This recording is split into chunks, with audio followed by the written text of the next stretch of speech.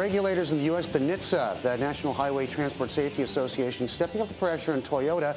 NHTSA now seeking records, demanding records, I should say, on whether the car maker conducted its recall in a timely fashion or not. So they're really sticking it to them and watching the process. Doron Levin in Motown joins us for more on a Tuesday afternoon. Doron, first of all, what is this all about? The quality committee Toyota is about to appoint, and yet they're pulling the guns on them, and they're under the microscope, aren't they?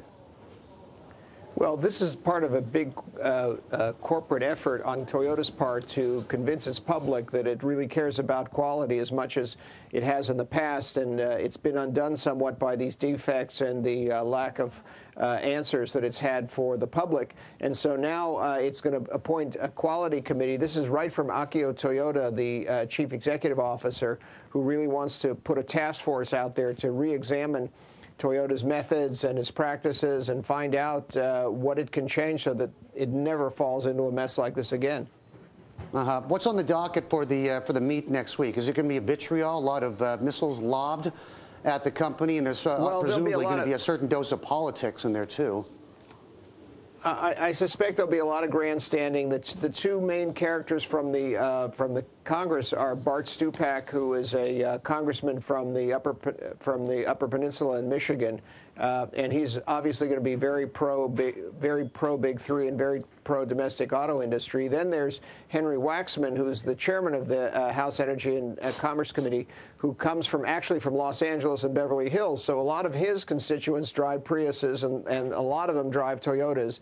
And so he'll have to be very careful how he treats whoever does show up from Toyota. And, of course, that's another big mystery. Who is going to show up from Toyota? Is Akio Toyoda going to show up, or is it going to be their top U.S. people?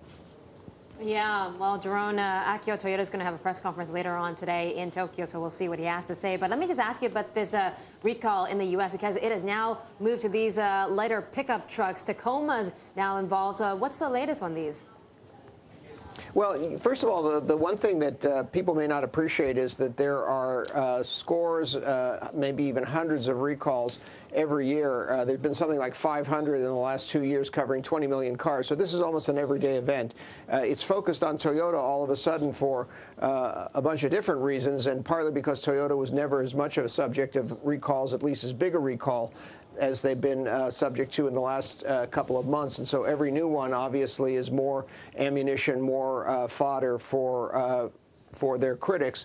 But I would say that I've just come back from the dealers convention in Orlando, and many of the people that I interviewed there, the car dealers, especially Toyota dealers, show a high degree of confidence that Toyota is going to bounce back from this and believe that the company is going to find an answer, a way to answer its critics, and a way to restore confidence.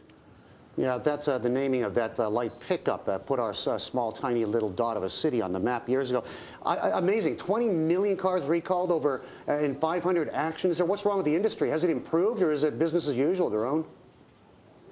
Well, when you're producing 16, 15, 14 million vehicles a year, there can be defects, anything from a piece of material that isn't quite big enough for the back seat to something critical like Toyota found in its gas pedal. So these are vehicles that have 15,000 parts, and as somebody pointed out, you know, your computer crashes all the time, your cell phone drops calls all the time, but when a car breaks, it can be something that has a real safety implication. And so the regulators are all over this stuff, and the engineers are really trying to document it as hard as they can to find out exactly what's causing it and exactly how to fix it so that nobody's life's put in danger.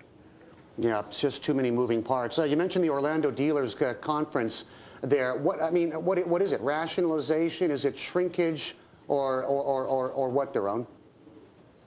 Well, you have thousands of dealers that were taken out as a result of the bankruptcies of General Motors and Chrysler, and then the restructuring. And then subsequently there was a congressional bill that basically restores their right to go into arbitration. So right now both car companies, General Motors and Chrysler, are in the midst of trying to figure out which of these thousands of dealers they're going to be able to keep, and that'll really be up to subject to negotiations and subject to arbitration.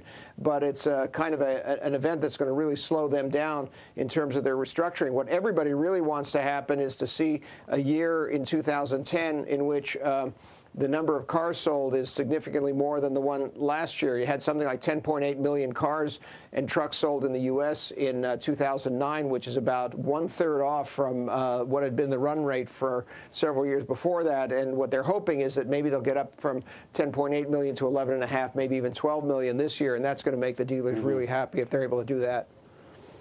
Okay, thanks, Doron. Doron, of course, in Detroit, Sure. the original Motown.